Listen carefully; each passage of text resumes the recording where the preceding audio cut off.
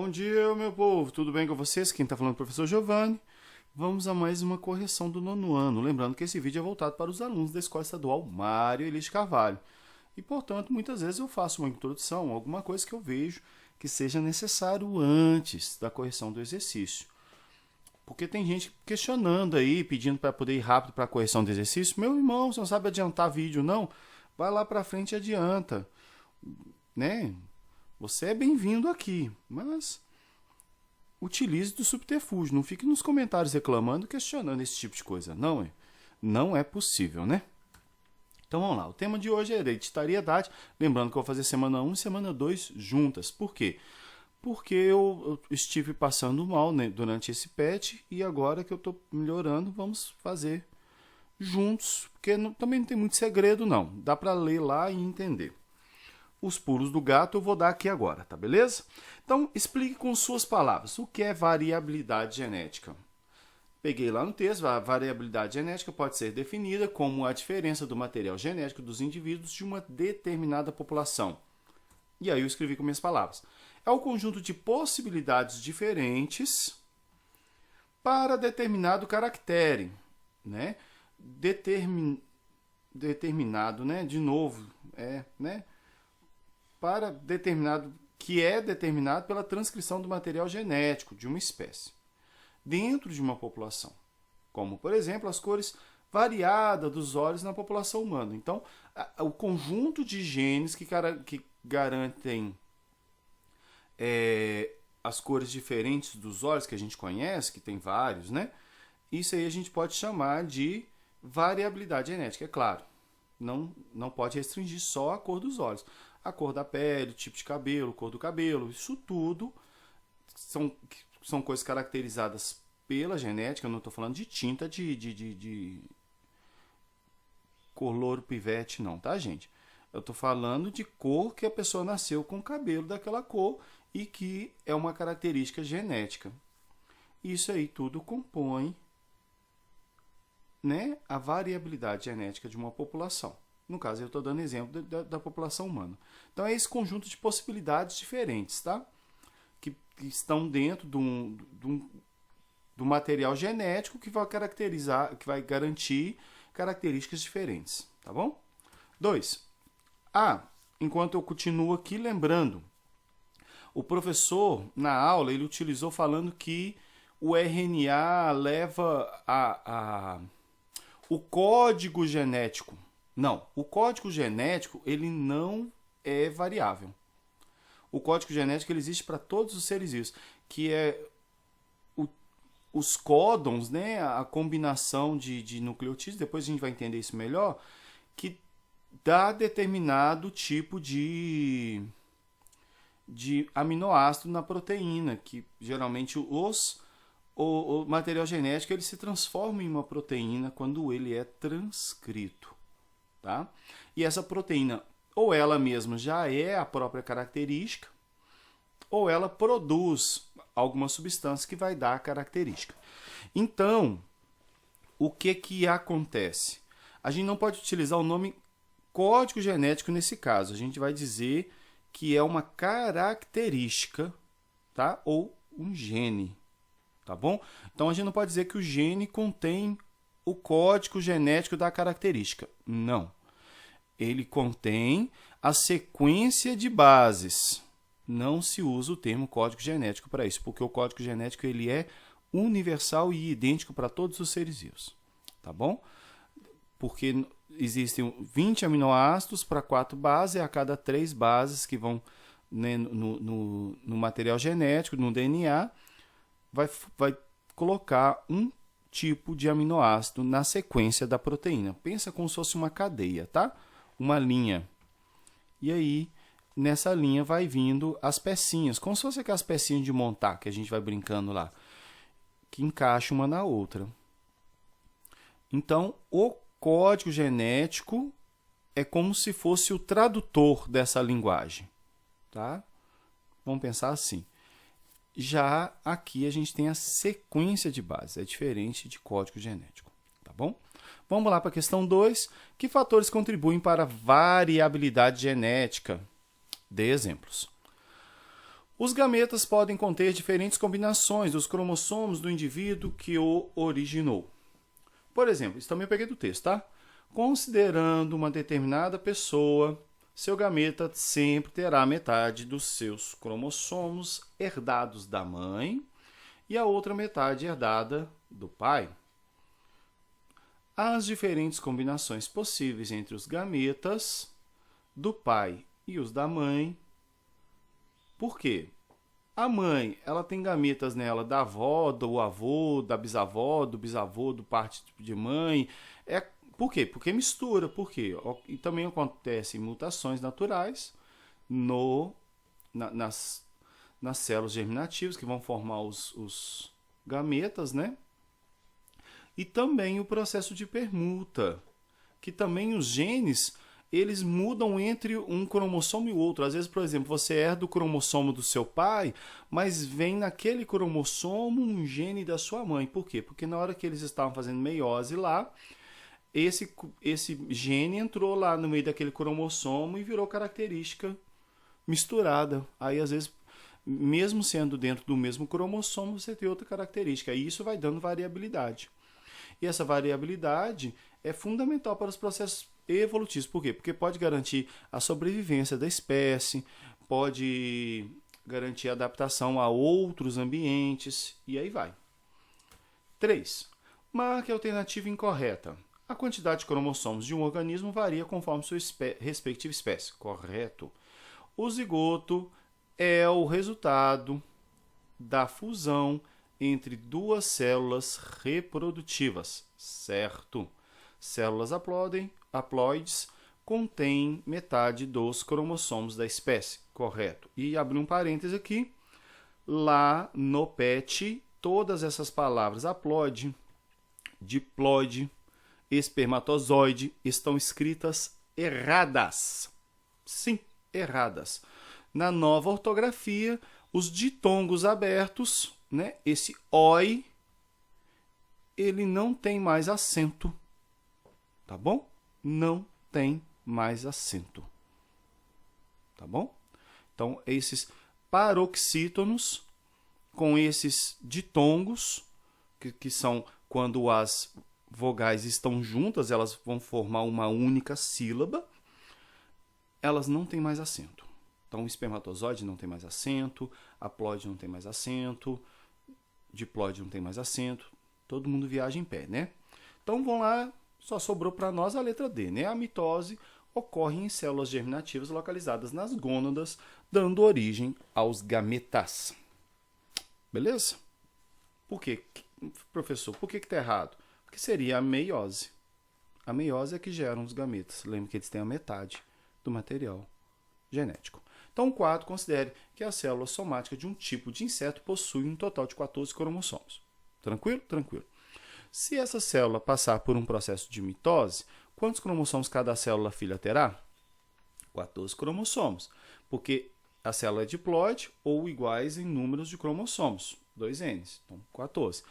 E se uma célula germinativa desse inseto passar por um processo de meiose, quantos cromossomos haverão? Já está fácil, né? Meiose, meio, 7 cromossomos, forma células haploides, ou metade dos cromossomos, N. Beleza? Beleza. 5. Explique como os gametas estão relacionados com a transmissão das características hereditárias. Também peguei do texto. Os gametas são haploides, N, ou seja, contém metade do número de cromossomos da espécie. Ao se unirem na fecundação, originam um indivíduo diploide, restabelecendo o número padrão de cromossomos da espécie. Até aí, não respondeu exatamente, mas está explicando o que são os gametas, né, e como que acontece a fecundação. Assim, o novo indivíduo possui em cada par de cromossomos um herdado da mãe e o outro herdado do pai. Concluímos que os gametas são responsáveis pela transmissão de características hereditárias dos pais aos seus descendentes. Tranquilo? Tranquilo, professor. Lembrando, se passou rápido demais, dá pausa e copia, né? E copeia. Brincando, copia. Vamos lá, semana 2. O tema era experimento de Mendel. E aí vamos lá. Qual é a importância dos experimentos de Gregor Mendel para a ciência? Diga-se de passagem, era um monge beneditino, tá? A partir desses experimentos, Mendel elaborou a hipótese de que cada característica é determinada por um par de fatores hereditários que hoje sabemos serem os genes. Acho que esse hoje aqui ele ficaria entre parênteses, tá? Entre vírgulas. Então faltou uma vírgula aqui. Também copiei do PET. Mas vamos lá, paciência. Mas aí eu escrevi com minhas próprias palavras o que ele acrescentou. Ele possibilitou o desenvolvimento de diversos conhecimentos científicos, como a teoria sintética da evolução, que vai falando das características que foram passadas, que foram acumuladas, e aí vai. E de várias pesquisas tecnológicas, como o Projeto Genoma, onde que estamos conhecendo todo o material genético das espécies. E aí você consegue identificar os genes, o gene que caracteriza, que transmite determinadas características, tanto vantajosas quanto não vantajosas. E aí conseguimos também fazer seres transgênicos, entre outros. Lembrando que seres transgênicos, no vídeo até do 3º ano eu falava sobre isso, eles são vantajosos por um lado e desvantajosos por outro, depende do que está sendo utilizado. Por exemplo, se é para alimentação, provavelmente vai ter um sério problema para nós. Mas, por exemplo, na produção de uma substância que vai ser refinada, talvez nem tanto, igual a insulina hoje em dia, é produzida por bactérias transgênicas. Antigamente, ela era retirada do porco. Sério.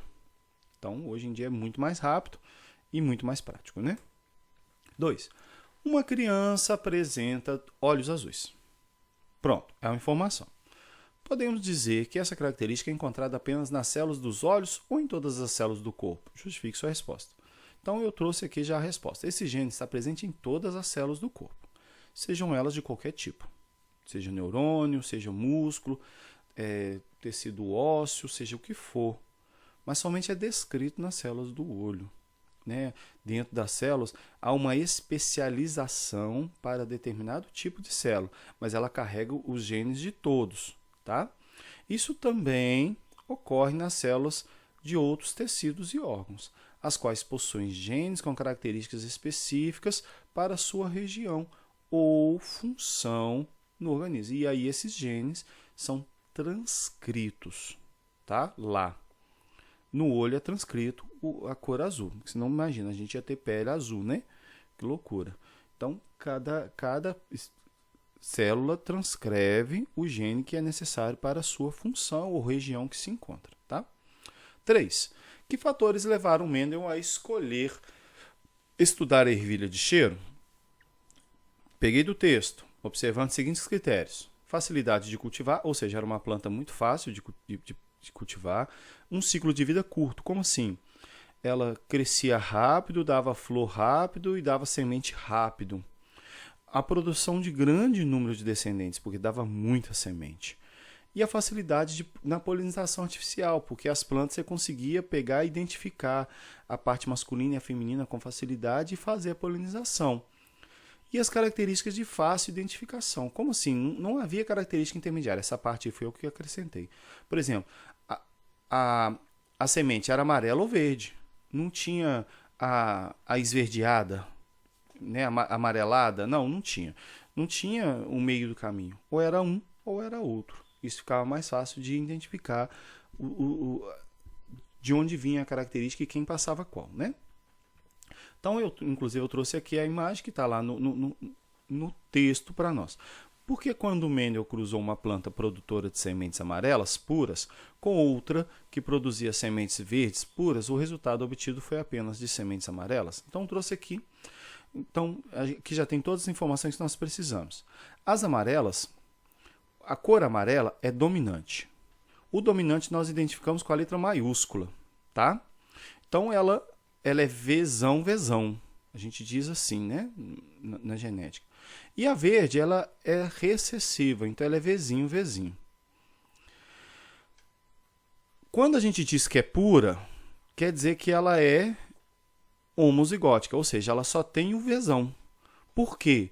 A Vzinho também é amarela. E, inclusive, por isso que quando cruza a pura com a outra pura, vai sair o que a gente chama de heterogênea, né? ou heterozigótica. E a outra é homozigótica. Né? Homozigótica e heterozigótica. E as heterozigóticas, como o Vzão é que domina, né? O gene dominante predomina sobre o recessivo, sempre vai transcrever amarelo. Não é? As híbridas. Então, as híbridas sempre vão ser amarelo. Por quê? Porque ela sempre vai ter um Vzão vindo de um dos pais, que era o amarelo. Tá? No caso aqui, a gente não sabe se era macho ou fêmea, não interessa a ordem aqui, né? Porque sim, existe a parte macho e a parte fêmea da flor, né? O grão de pólen vai levar o gameta masculino e a oosfera é o gameta feminino. A gente já viu isso no ano passado, no 8º ano, tá bom? Então quer dizer que o gene recessivo apenas se manifesta totalmente se há a ausência do gene dominante, ou seja, ele tem que ser homozigótico recessivo, Vzinho. Beleza? Tranquilo? Pode escrever a resposta e pode pegar o desenho também, tá bom? Então vamos lá, questão 5. Explica a frase, nossa carga genética é hereditária. No caso dos seres humanos, eu peguei também do texto. Quando o óvulo é fecundado pelo heteroespermatozoide, aqui também lá estava acentuado, tá? Cada um desses gametas carrega uma carga genética presente nos cromossomos. Logo, há a formação do zigoto, que contém informações genéticas do pai e da mãe. Os filhos herdam de cada um apenas um gene de uma dada característica, podendo ocorrer a manifestação apenas da característica dominante. Podemos concluir que nossas características genéticas são herdadas, sejam diretamente de nossos pais, seja de outro ascendente, porque quem que vem acima de você, né, na sua família, seu avô, sua avó, se chama, até seu pai também é um ascendente, que as possuíam, pois foram passadas pelos gametas. Então, por exemplo, às vezes o seu pai tem uma característica genética que vem lá do bisavô dele, que não foi traduzida para ele, não foi traduzida nele, não foi traduzida, nem traduzida no pai dele, nem no avô dele, mas às vezes é traduzida em você. Por exemplo, às vezes seu pai não tem olho claro e você tem.